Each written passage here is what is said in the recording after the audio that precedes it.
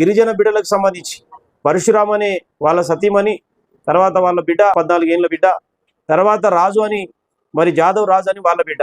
ఈరోజు బట్టలు ఉతుకోవడానికి పోయి వాళ్ళ ఇంటి వెనుక వ్యవసాయ మరి బావికి పోయి ఆ నీళ్లు తీసుకుంటున్నటువంటి క్రమంలో అక్కడ పిల్లలు పడినటువంటి పరిస్థితిలో తల్లి వారిని కాపాడబోయి, ఇద్దరిని కాపాడబోయి తల్లి కూడా చనిపోయినటువంటి పరిస్థితి. ఇప్పటికీ ఇది సోషల్ మీడియాలో కానీ మరి ప్రింట్ మీడియాలో కానీ వచ్చినప్పటికీ కూడా ఒక్క గిరిజన మినిస్టర్, ఒక గిరిజన ఎంపీ, ఒక గిరిజన ఎమ్మెల్యే దీని గురించి స్పందించలే.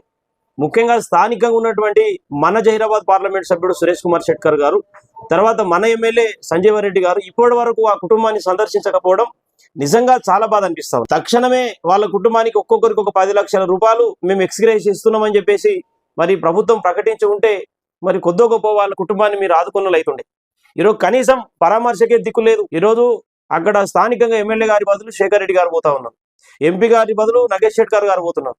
నేను బహిరంగంగా కోరుతా ఉన్నా, ఈరోజు ఎంపీ గారి సీటు నగేష్ షెట్కర్ గారికి ఇచ్చేసి ఎమ్మెల్యే గారి సీటు శేఖర్ రెడ్డి గారికి ఇచ్చేస్తే మరి వాళ్ళే కదా ఒక ఎమ్మెల్యే ఎంపీగా వాళ్ళు పనిచేస్తారు. ఈరోజు మీ ప్రాంతంలో ఒకే కుటుంబంలో 3 చనిపోతే మరి అధికారికంగా ఉన్నటువంటి ఎమ్మెల్యే గారు, ఎంపీ గారు ఇప్పటి వరకు కనీసం వాళ్ళని ఫోన్లో పరామర్శించలేదు, వాళ్ళ కుటుంబం దగ్గరికి వెళ్ళలేదు, మరి వాళ్ళ బాగోగులు అర్థం చేసుకోలేదు. మీరేం బాధపడకండి, మేము ఉన్నామని చెప్పేసి కనీసం చెప్పకపోతే మిమ్మల్ని ఎన్నుకునేందుకు? అంటే ఈరోజు గిరిజనుల ప్రాణాలు కావా? ఈరోజు ఎస్సీల ప్రాణాలు కావా? నారాయణఖేడ్ నియోజకవర్గంలో పేద ప్రజల ఓట్లు కావాలా తప్ప వాళ్ళ ప్రాణంతో మీకు పని లేదా?